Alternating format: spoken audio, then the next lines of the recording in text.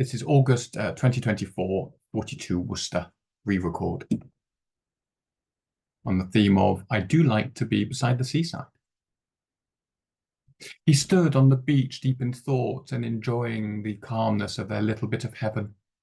They'd managed to avoid arcades and crazy golf, surf centres and gelati parlours, just nature and peace. He looked up at the coast road visible from the beach as it came round the headland. A coach. He couldn't make out the origin, but probably Bristol or Oxford. Maybe worse, it might be full of Londoners. Maybe he'd be lucky, and it was a local coach on a day trip. He wasn't lucky that day. He moved down to the end of the beach as the awful humanity escaped from the confines of the vehicle with noise and stuff, picnics and chairs, barbecues and children. He moved further along and perched on a rock, trying to blot out the human pollution.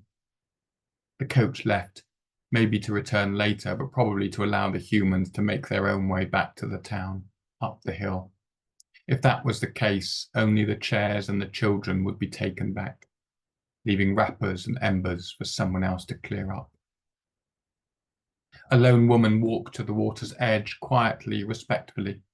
She bent down as if to give thanks to the sea, or maybe to apologize. He watched her, a kindred spirit.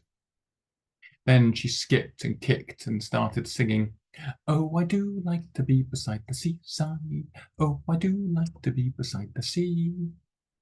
He noticed she was smoking. Who smokes at the beach? She finished and flicked her stub into the surf.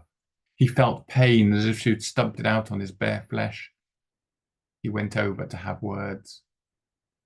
She greeted him with a huge sickly smile and a loud, "I'm so happy with life in my bubble" kind of way. "Isn't this idyllic? Do you live here?" "Of course you do. You're so lucky. We're from Kent. We don't have anything like quiet as this."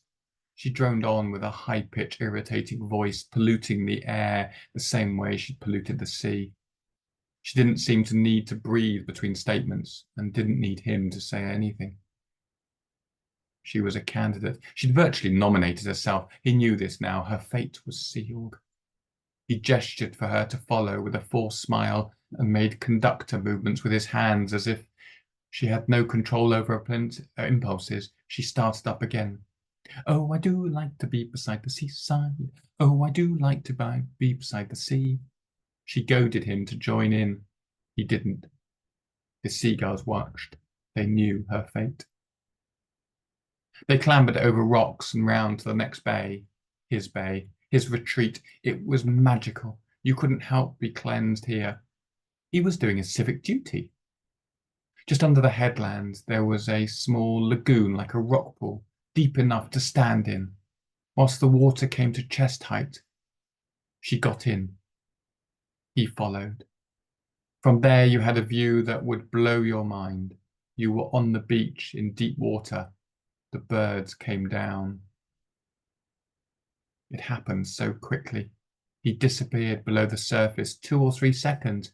She could feel him at her feet, tickling, touching. He came up like a dolphin and in a fluid movement was out of the lagoon and stood looking down at her.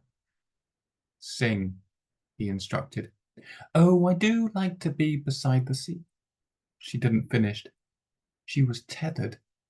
One leg was trapped. Confusion and then panic rose. She dived down to feel her ankles in some sort of harness round the rock, immovable. "What have you done?" "Sing," he instructed again. "No, let me go." "Sing." "Oh, I don't understand. Let me go." "We'll just wait in silence then." She screamed out, her voice swallowed by the crashing waves as the tide turned. He watched her cry, plead, apologize, beg, implore, and lastly sob quietly. She started to sing as the waves crashed into her face, over and over.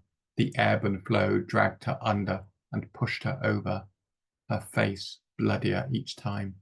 "I do," she sobbed, like, she gulped, "be spat, seaside," each time glaring at his concentrated face, knowing her fate.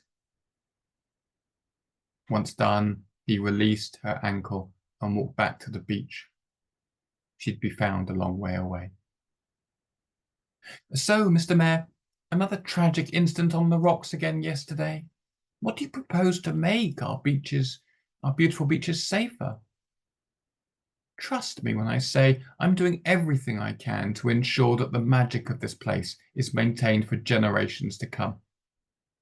He got home and chalked up his board. 8 this year. He was doing very well indeed. Thank you very much.